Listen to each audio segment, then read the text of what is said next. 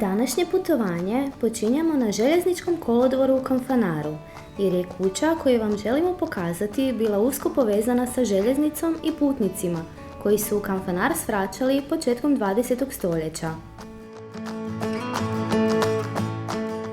Riječ je o kući koja je nekad bila poznata kao gostionica Porto Artur. Strateški smještena na raskrižju između centra Kanfanara i željezničkog kolodvora, gostionica Porto Artur je putnicima i mještanima nudila lokalne specijalitete.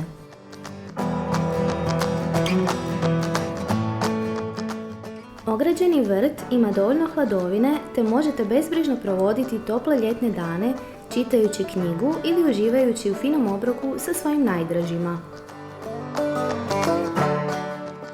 Nekada poznata gostionica iz prve polovice 20. stoljeća danas je obiteljska kuća sa 2 stana. U prizemlju kuće nalazi se stan koji se sastoji od dnevnog boravka, kuhinje i blagavaonice, kupaonice, radne sobe i 2 spavaće sobe.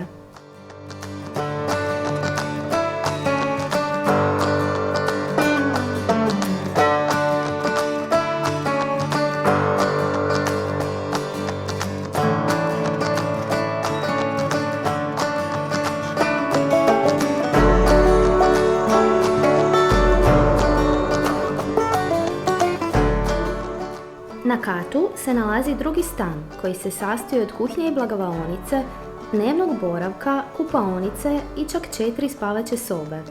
Te je tu i prostorna terasa na kojoj možete uživati čitavo popodne.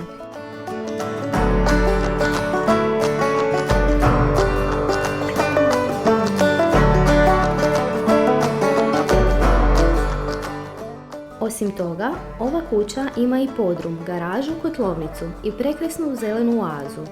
Dovoljno veliku da novi vlasnici mogu, ako tako požele, napraviti bazen i uživati tokom toplih ljetnih dana.